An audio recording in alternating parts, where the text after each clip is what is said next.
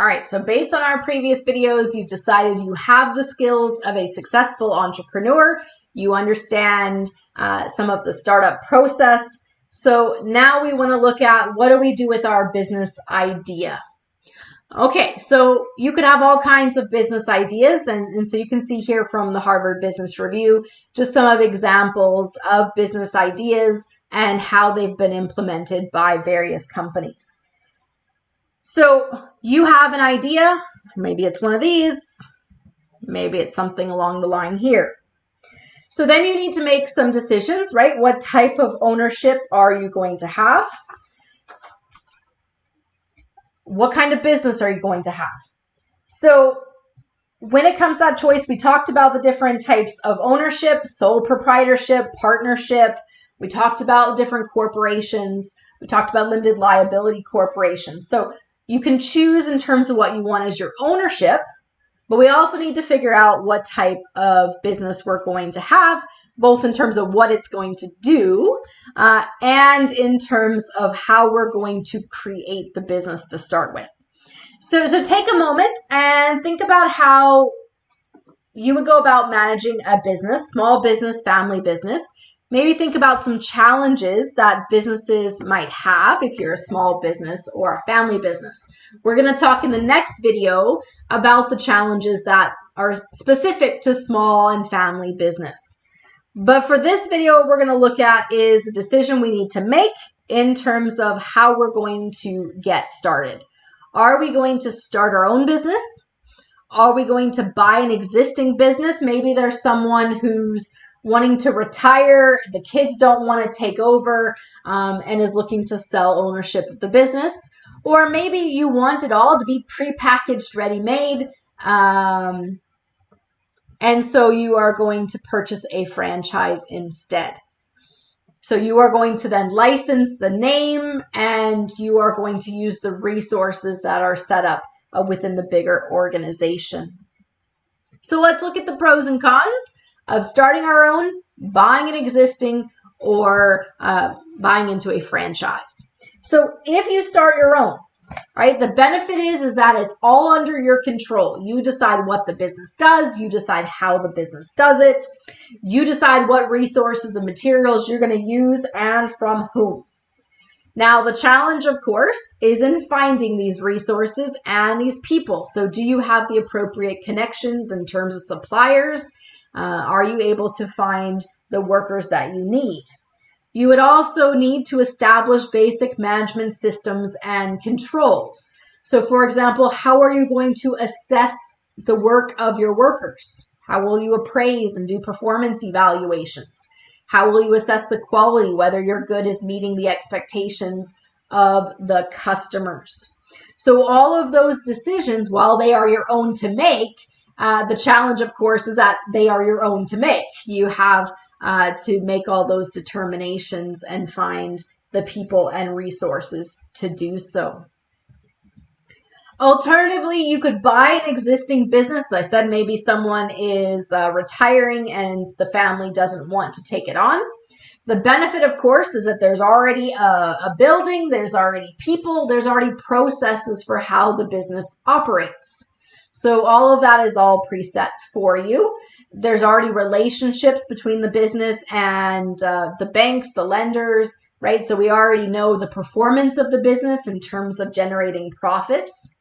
Now, the challenge, of course, is because that's already all set, it's very hard to change it. So whereas starting the business was like building the Titanic, buying the business is like turning the Titanic because it's very hard to change those things once they're already set. These are big strategic decisions that, depending on the company, are locked in for years. So what if the facility is not what you want? It's old, it's obsolete, you have new ideas, and it's very difficult then to make that adjustment. If the employees are not performing the way that you want, trying to convince employees who have always done something one way to suddenly do something differently, right? That is a hard uphill battle to fight. The company that you're buying, maybe it's for sale because it's not doing well, because the financials are not good. It's having difficulty in terms of cash flow, in terms of getting loans. So things to consider when you buy in is it running smoothly? Is it running the way you want? And the challenge, of course, with making those changes, turning that big ship, if it is not running smoothly or the way that you want. A third option here is to buy into a franchise. So the idea here is that it's already proven to be a successful method of operations. You have the brand name. Maybe you are buying a Tim Hortons location, a McDonald's location.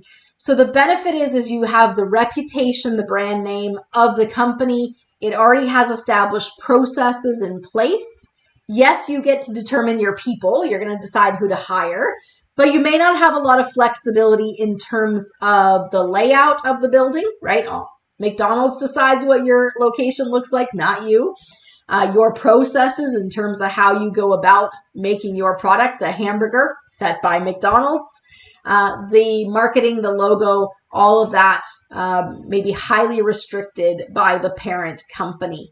And so you do have a lot less ability to make change with a franchise, but it's ready-made and you can move in. So a good way to start up if you're thinking about a business, one, to test out whether or not it's really something you want to do. Do a franchise first before you do a wholesale startup of your own. So whereas starting your own was building the Titanic, buying was trying to turn the Titanic, the franchise may be that you're buying a tugboat when you really want a cruise ship. So it may not be what the dream is. It is a lot more restrictive in what you can and can't do, which decisions you get to make. But it's a lot less risky because it's a business that is less likely to fail than buying someone else's business or starting up your own.